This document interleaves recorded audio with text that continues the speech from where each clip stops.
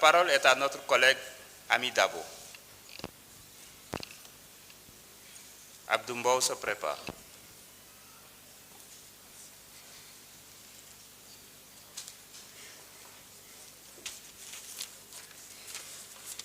Assalamu alaikum.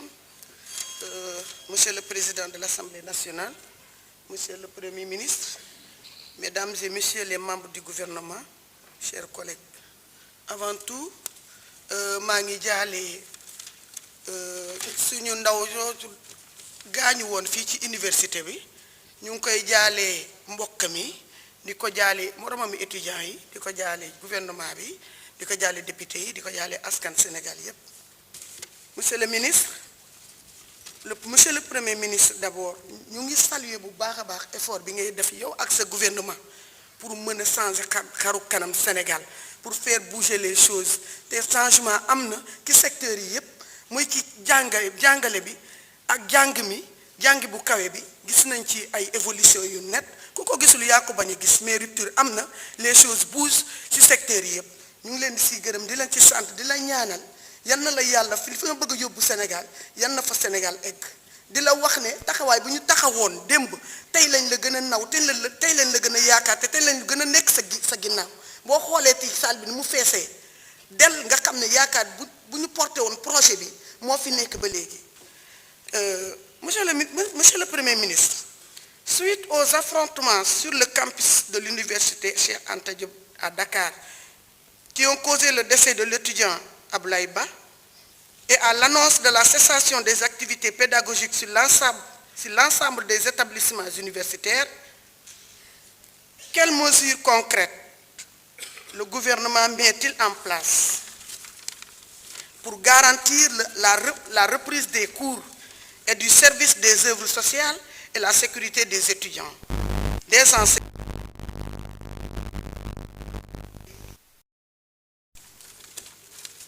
Pour traiter les revendications financières et pédagogiques qui sous-tendent ce mouvement. Et enfin, mettre en œuvre les réformes pour les solutions durables à la crise universitaire. Donc, question yooyu laay indi woon monsieur le Premier ministre ak sa gouvernement bi de temps yi comme ni ma ko waxee gisoon nañu loo xamante ne ci université bi li nga xamante ne wax dëgg yàlla suñu xol yëpp dafa tooy. waaw ñu ñaan yàlla yan na fi yem mais di rappeler ni que loolu njëkkewul tey te dëgg la ñun bu ñu sañoon du demee noonu mais yàlla dogalam yi fii demee nii donc mort d'homme ci à l'université njëkkewul tey te ñun ñi fi nekk yépp kenn ku ne sa xol tooyoon na rafetlu ñu ko ñaanuñu woon mu demee noonu. Voilà, donc bu fekkente ne am na ñi nga xamante ne loolu la ñuy bëgg def alibi pour ñëw toog fi parce que man dama gis ne saa yu premier ministre ñëwee duñu fi gis benn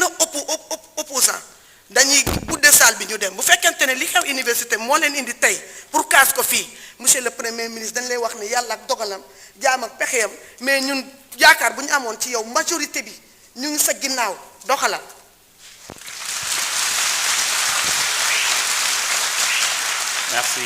Merci beaucoup. La parole est à notre collègue Abdoumbaou. Omar Diop se prépare.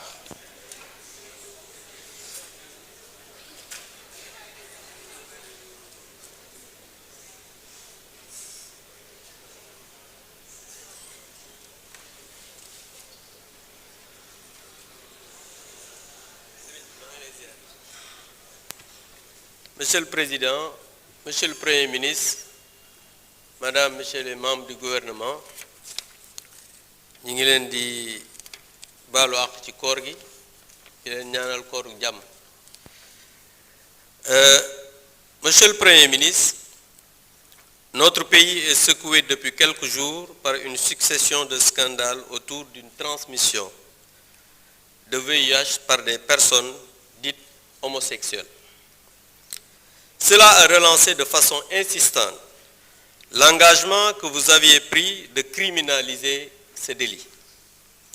Je rappelle que notre gouvernement avait bien prévenu que cet engagement n'était fait que pour la propagande électorale, que jamais, selon le renseignement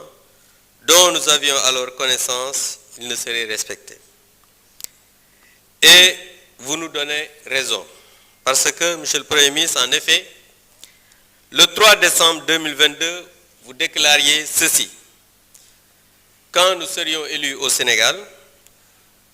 la loi criminalisant l'homosexualité sera l'une des premières lois votées.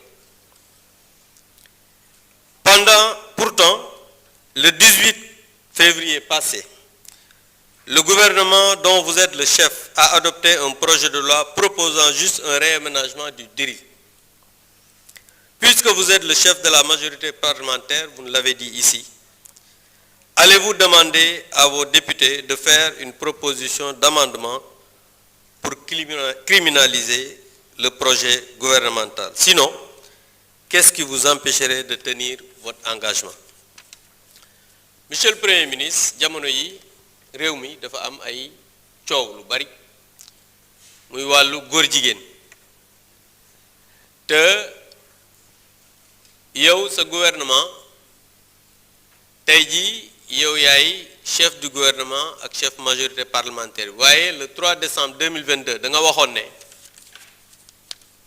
nga ne boo yegsee ci nguur gi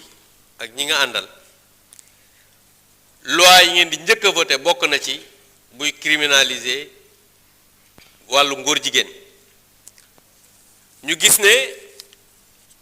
conseil des ministres yi passé def ngeen benn projet de loi ngeen adopté ko ngeen ne da ngeen di gën a diisal li nga xam ne mooy daan yi ci wàllu góor jigéen dëgg la loolu baax na waaye ñuy wax ne comme da nga ne woon dañuy criminaliser homosexualité est-ce que parce que nag loolu ruse la parce que daan yi nga diisal ko ak criminaliser ñaari chose la yoo xam ne bokkul est-ce que di ngeen respecter engagement bi ngeen xam ne jëloon ngeen ko pour criminaliser homosexualité parce que jàpp nañ ne depuis quelque temps li ñuy gën a mettre en avant moom mooy la transmission du VIH sida ndax loolu gis nañ ne lu garaaw la maanaam parce que nag nit ñoo xam ne dañuy jël doomu jàngoro ju mel ne VIH di ko transmettre de manière volontaire c'est très grave mais gis nañ ne ñi nga xam ne dañ leen a inculpé pour acte contre nature maanaam wàllu góor jigéen dañ leen a bàyyi ñu dem donc dafa mel ne dañuy xeex maladie ba pare bàyyi wàllu góor jigéen donc en tout cas su fekkee ne engagement yi nga xamante ne nii jëloon ngeen ko te ba tey respecté wu leen ko dafa am lu tax respecté wu leen ko ñu bëggoon devant la représentation nationale nga wax ñu exactement fan nga toll ci engagement yooyu nga xam ne jëloon nga ko devant le peuple sénégalais je vous remercie. Merci, honorable Abdou Mbow. La parole est à notre collègue Oumar Diop. Fatma Mbodj se prépare.